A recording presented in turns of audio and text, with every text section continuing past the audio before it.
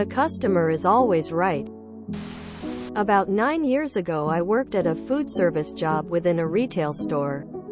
This job was absolutely horrible, as I got written up for anything and everything I did. If I took my breaks, write up. If I didn't take my breaks, write up. I called out once with a doctor's note saying that I absolutely could not work, as my illness was highly contagious. Write up. This was my first time ever calling out, and I gave 48 hours notice. The second, and last time, was for my grandma's funeral, which I had requested off and was denied. I was written up then too. Any excuse my supervisor could find to write me up, he did. Being in high school at the time, I took this very personally and assumed that I had done something wrong. I worked there for 2 years, taking each write-up as a learning opportunity. However, I finally reached a point where I recognized that it wasn't my fault, and the malicious compliance began. In this job there were add-ons, and these add-ons came with an upcharge. I had customers complain to me constantly about not wanting to be charged extra, but normally they would just pay it and move on. One customer, however, refused to pay for the add-on, but wanted it anyway. I pointed to the sign which said that it would cost extra, and tried my best to politely explain to her that I can't give it to her without charging her. She demanded to speak to my manager. I happily called the manager over, as at that time the leader was also my area supervisor. Each day there was an overall leader which would cycle, but each department had their own supervisor as well. I'll call him Bob. Bob was employed through the retail store specifically. Regardless, I thought that surely Bob would have my back, as he knows the most about the rules that I had to follow. I was very, very wrong. After listening to the customer, Bob proceeded to yell at me in front of her, stating, "The customer is always right, and you are not paid to argue with her. Give her what she wants and do not charge her for any of it." He also informed her that I would be written up for this. And I was. From that moment on, whenever a customer complained about having to pay for an add-on, I didn't charge them for it. If they demanded their items for free, stating that they didn't like them or had a bad experience in the past, I gave it to them for free. After all, the customer says that they shouldn't have to pay for it, so who was I to argue? Of course, he meant that I shouldn't argue, to the point of the manager being called. But he didn't specify, and I didn't want to be written up for it again.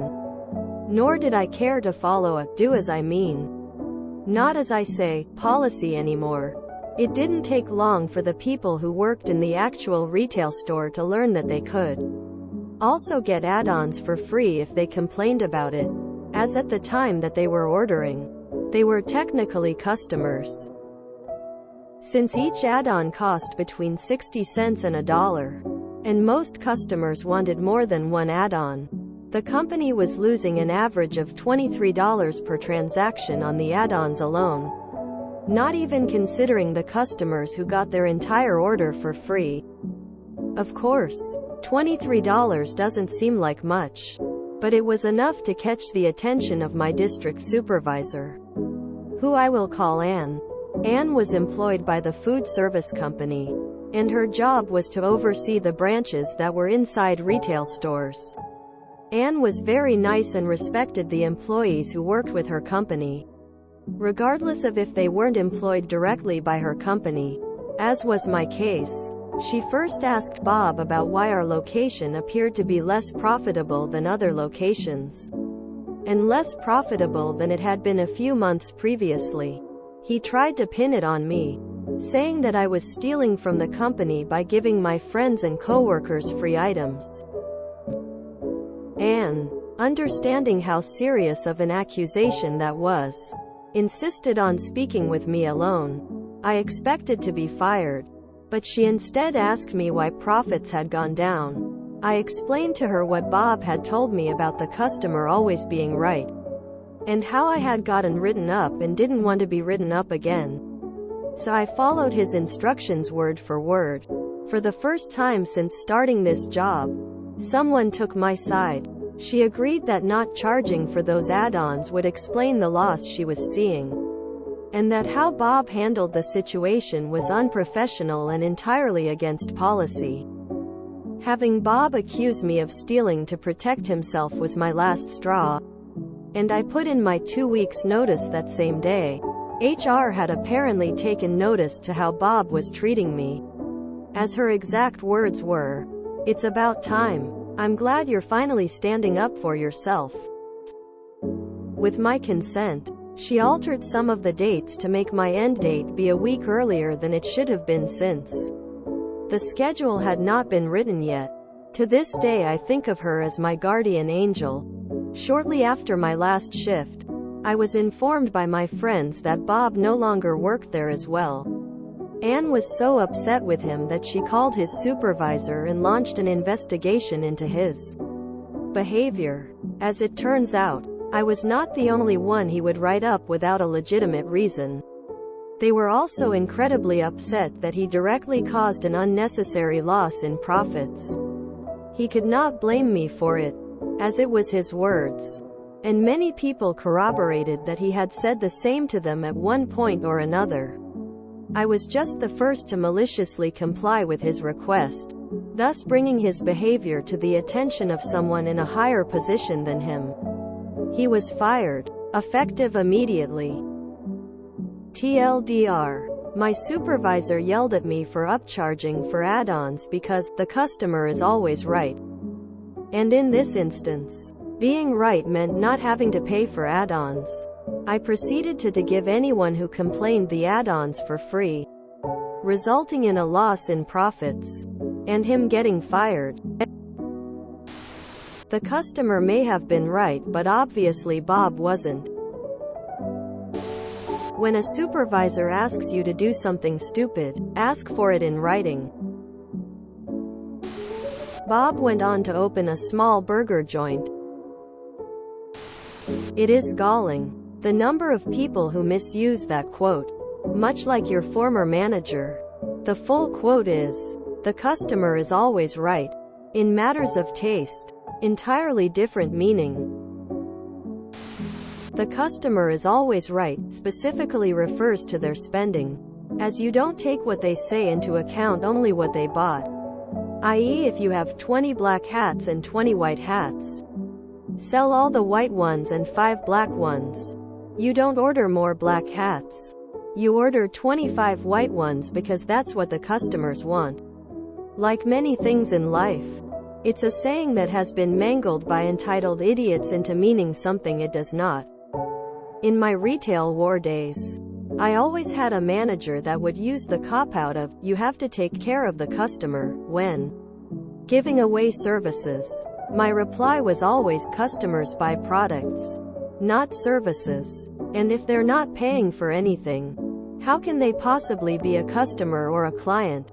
Did not feel bad when his scuzzy actions finally caught up with him.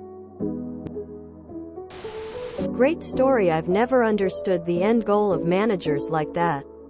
What problem is being solved by false write-ups and inconsistent procedures?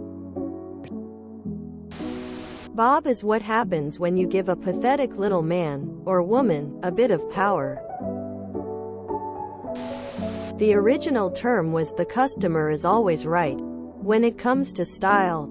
Meaning, if someone thinks they look good in a red coat in the store, you don't argue, but compliment. The best part of this story is HR acting like a middle school principal. "Oh yeah, we knew he was making your life hell in direct violation of all our codes of conduct. We witnessed it for a while and did absolutely nothing. Now that you've damaged the whole organization and have finally decided you've had enough, we're happy to see you leave." The customer is almost never right. I previously worked at a grocery store and some old hag was pestering me about where we keep our kids' clothing section. The news that we don't sell kids' clothes was so insulting to her. I let her know she wasn't in a Walmart or Zehrs, but she insisted on telling me that we sold clothes. I asked her to let me know when she found them.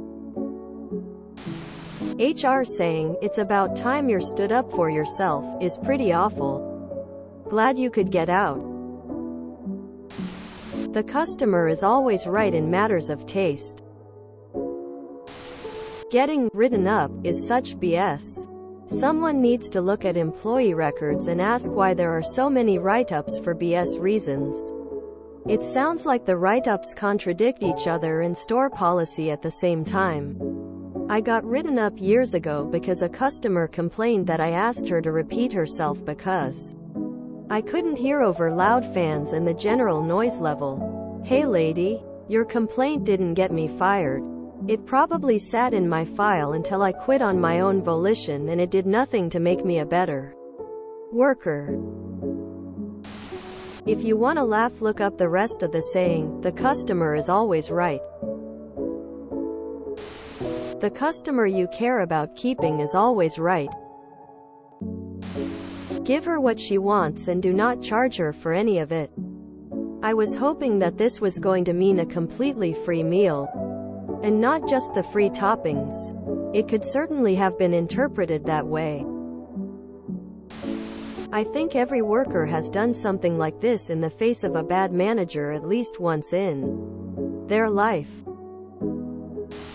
So wait, HR knew how he was treating you and they did nothing about it? Isn't that what they are supposed to do? I am confused about this write-up stuff. I thought it meant one would be fired if written up like 3 times. Can't work like that when Bob constantly writes people up but there are no consequences. So what's the deal? Was it entirely consequence-free?